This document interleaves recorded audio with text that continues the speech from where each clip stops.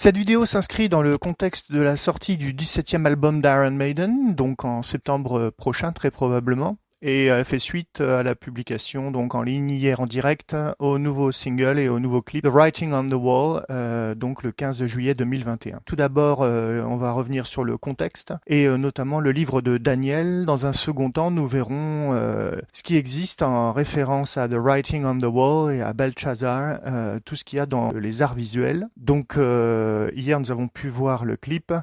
Et nous avons enfin pu découvrir ce que voulait donc dire cette suite de 4 lettres, ce sigle WOTW, qui était tout simplement le titre du nouveau single.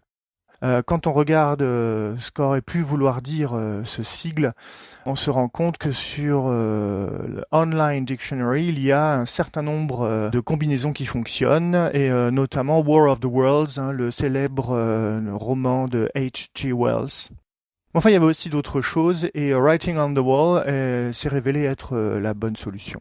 Parallèlement à ça, Bruce Dickinson n'avait pas manqué de nous mettre en appétit, justement, avec ce fameux t-shirt et cette annonce, cette invitation au 15 juillet à 18h heure de Londres, sur YouTube pour découvrir quelque chose. On ne savait pas encore exactement quoi, et en fait, il s'est avéré que c'était le single du nouvel album.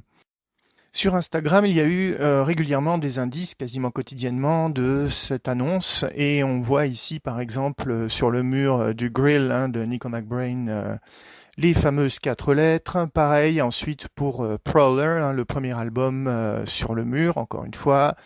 Pareil pour Killers, avec donc juste à droite au-dessus du chat les lettres et à gauche la structure un petit peu monumentale, montagne, château, on ne savait pas trop ce que c'était. La même chose pour The Number of the Beast, un jour après. Peace of Mind, Power Slave, etc. Et donc, dans le clip, la liaison est faite puisqu'on retrouve cette affiche à la main du premier protagoniste qui la laisse tomber et qui meurt. Grâce à cette affiche, on passe donc d'un monde à l'autre et on retrouve cette structure au cours du clip, puisque Eddie va même finir carrément par la détruire totalement. Donc il y a un petit jeu de mots, j'en parle tout de suite, puisque writing veut dire l'écriture, mais riding veut dire bien évidemment faire de la moto ou du vélo, chevaucher. Donc riding, il y a un double sens dans cette prononciation américaine. Donc là, c'est le moment de revenir un petit peu sur Belshazzar, qui est un roi de l'empire néo-babylonien de Nabonide du VIe siècle avant Jésus-Christ. Et donc qui a inspiré de nombreuses œuvres d'art et des allusions culturelles récurrentes, souvent à motifs religieux ou du moins philosophiques, et alors qu'il s'agit d'un personnage historique, clairement démontré. Les allusions et représentations qui sont faites de lui sont le plus souvent basées sur son apparition dans l'histoire biblique de la fête de Belshazzar dans le livre de Daniel au chapitre 5. Donc cette histoire est à l'origine de l'expression idiomatique en anglais writing on the wall, c'est-à-dire l'écriture est sur le mur, qui s'interprète comme c'est écrit, c'est inéluctable, et ça sonne comme un présage, même plutôt un mauvais présage. Donc le livre de Daniel est écrit en hébreu et en araméen. Il fait partie de la Bible hébraïque et de la Bible chrétienne, plus précisément de la partie des prophètes de l'Ancien Testament. Jusqu'à l'époque séleucide sous Antiochos IV, et donc ça c'est entre 175 et 163 avant Jésus-Christ. Alors, rappelons-le, la cité antique de Babylone, dont on a retrouvé quelques restes, est située en Irak actuel, à 80 km au sud de Bagdad, la capitale. Plus précisément au plus près de la ville de Halila, située à moins de 10 km au sud, une cité moderne aujourd'hui d'environ 500 000 habitants. Donc dans ce livre de Daniel, les 6 premiers chapitres racontent l'histoire de Daniel, qui est mise en scène, et les chapitres 7 à 12, quant à eux, présentent des visions allégoriques d'événements historiques débutant entre le 6e siècle avant Jésus-Christ et le 2e siècle avant Jésus-Christ. Donc le livre de Daniel est écrit dans un style dit apocalyptique, au sens où il révèle en fait ce qui va se produire. Et donc la précision des prophéties prononcées par Daniel sur la venue du Messie, du Libérateur, font que les traditions catholiques et orthodoxes le rangent parmi les 4 grands prophètes avec Isaïe, Jérémie et Ézéchiel. Donc dans le livre de Daniel, le roi Belshazzar, c'est le même nom, durant un banquet arrosé, ordonne que l'on apporte les coupes d'or rapportées du temple de Salomon à Jérusalem par son prédécesseur Nabuchodonosor II. Donc il utilise cette argenterie sacrée et il se met à louer des dieux d'or, d'argent, de bronze, de fer, de bois et de pierre. Immédiatement apparurent les doigts d'une main d'homme et ils écrivirent sur les murs du palais royal les mots Méné, Méné, Téké, Upharsin. Donc les versions françaises traduisent par « il a été compté une mine, un cycle et 2 demi-cycles » ou « compter, compter, peser et diviser ». Donc la mine et le cycle sont en araméen le nom de devises monétaires comme méné une mine, tekel correspond à shekel ou cycle, pérès la moitié d'une mine. Voilà. Donc malgré de nombreuses demandes, aucun des conseillers aux magiciens du roi ne peut interpréter ce présage et donc le roi envoie quérir Daniel, un juif exilé capturé par son père Nabuchodonosor et établi à l'époque comme chef des mages, des magiciens, des astrologues et des devins, contre une récompense qu'il refuse. Et donc Daniel prévient le roi de son blasphème et déchiffre le texte. Le sens déchiffré par Daniel est basé sur des verbes à la voix passive en fait correspondant au nom des mesures. Donc il y a un rapport entre substantif et verbe. Donc voilà mot à mot ce qui est écrit, Méné, Méné, Tekel, Upharsin. Daniel donne donc cette interprétation. Méné donc signifie en fait la fin de son règne, celui-ci s'achevant dans un jour. Tekel signifie qu'il a été pesé, qu'il a été jugé, ne faisant pas le poids. Et donc Pérès, que son royaume sera divisé en deux, une partie revenant aux Mèdes et la seconde aux Perses. Parsin est en outre un jeu de mots sur perse ou persan. Donc la nuit même, effectivement, le roi Balthazar est assassiné et Darius le Mède devient roi. Ainsi, ces mots signifient que Balthazar est condamné et l'expression l'écriture est sur le mur ou l'écriture sur le mur est devenue une expression idiomatique en anglais, c'est-à-dire utilisée dans la vie courante, faisant référence à la préfiguration d'un destin, d'un malheur immédiat ou d'une fin imminente. Et si l'écriture est sur le mur, c'est que quelque chose de grave est sur le point de se produire. Donc une personne qui ne voit pas ou refuse de voir l'écriture sur le mur est décrite comme ignorant les signes d'un événement cataclysmique qui se produira dans un avenir très proche, immédiat. Donc sur la deuxième partie qui est la représentation picturale, on a une multitude de tableaux, plus d'une vingtaine, qui relatent ces faits et donc on va avoir par exemple le Tintoret en 1543, Tortelli en 1700, Preti en 1653-1659, on a Washington Alston donc entre 1817 et 1843, Giovanni Battista Mareno en 1650-1659, Pietro Dandini en 1700 encore, Andrea Celesti en 1705, Hyacinthe Collin de Vermont en 1737, on retrouve ici Bertuzzi en 1750 et John Martin en 1820-1821, il en a fait deux versions. Et celui-ci est particulièrement intéressant. Mais c'est la version de Rembrandt qui a retenu l'attention des fans d'Iron Maiden, puisque on en a une version modifiée, avec un masque de Eddie sur le visage. Donc cette œuvre a été réalisée en 1635. Donc en fait, il se trouve que l'histoire biblique n'identifie pas la langue exactement dans laquelle le message est écrit, un message cryptique est rédigé. On suppose généralement qu'il s'agit quand même de l'araméen qui, comme l'hébreu, est écrit en rangée de droite à gauche, qui se lit à l'envers, et non en colonne de droite à gauche, comme dans le tableau.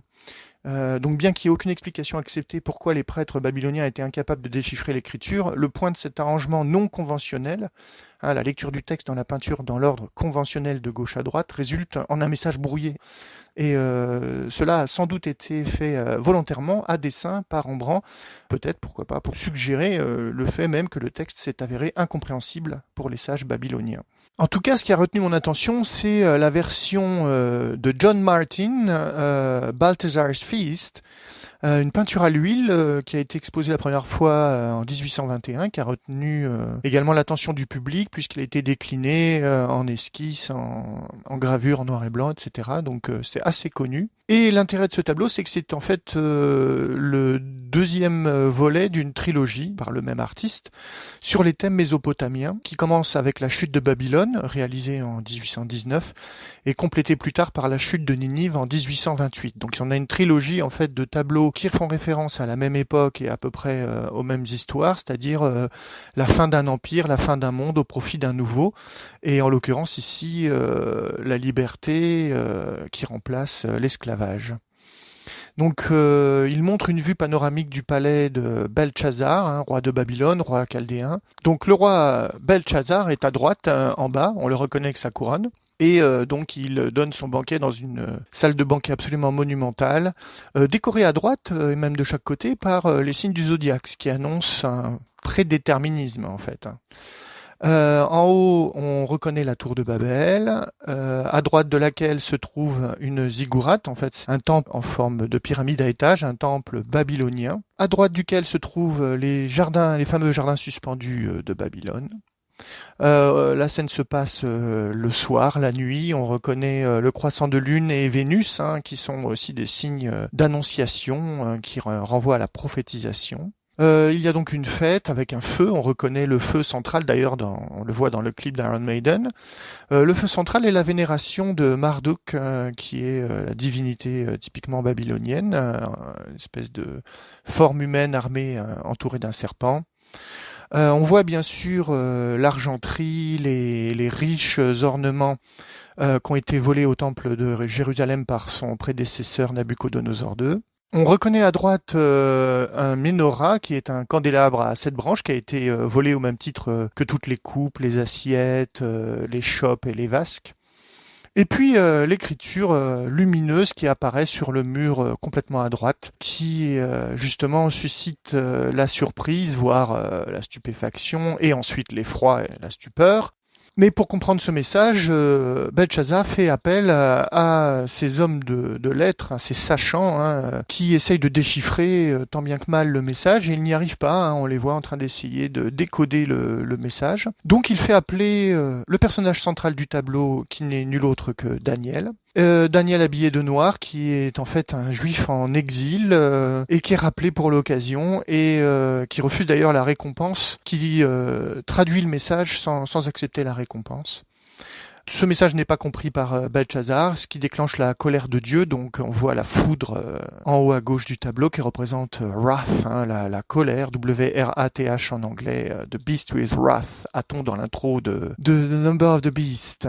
Donc la reine est prise d'effroi, le trône est de manière tout à fait prophétique vide derrière elle. Donc en fait, ce tableau est tout à fait remarquable et très intéressant à analyser. C'était l'occasion, justement, à la sortie du single d'Iron Maiden, de revenir sur l'aspect philosophique, l'aspect religieux, l'aspect métaphorique, toutes les allusions, les allégories qui sont faites par rapport à ces écritures sur le mur qui sont annonciatrices d'un funeste destin ou en tous les cas de quelque chose de nouveau. Voilà. Alors Bruce Dickinson n'en est pas à son coup d'essai puisqu'il a très très régulièrement permis à nombre de morceaux de faire référence à la littérature, à l'histoire, à la mythologie, à la religion, etc., etc. Et ici le message s'inscrit dans un contexte particulier de Brexit, de Covid-19, et je pense que ce qui intéresse Bruce Dickinson, c'est cette possibilité de reprendre sa souveraineté, reprendre les rênes en fait de son destin, et en tous les cas d'interpréter les messages annonciateur de malheur en fait en tant que tel, d'essayer de s'en sortir. Donc il y a certainement une fatalité face à laquelle on peut toutefois réagir. Et c'est l'objet du clip qui se termine en fait sur une phase d'annonce d'un nouveau monde et le clip se terminant par un élément encore une fois religieux de la Genèse puisqu'il s'agit d'Adam et Ève et de la pomme, du fruit du mal, malus, un mot d'origine c'est malus, le fruit défendu qui apparaît dans la carcasse de Eddie sur la couverture de Seventh Son of a Seventh Son.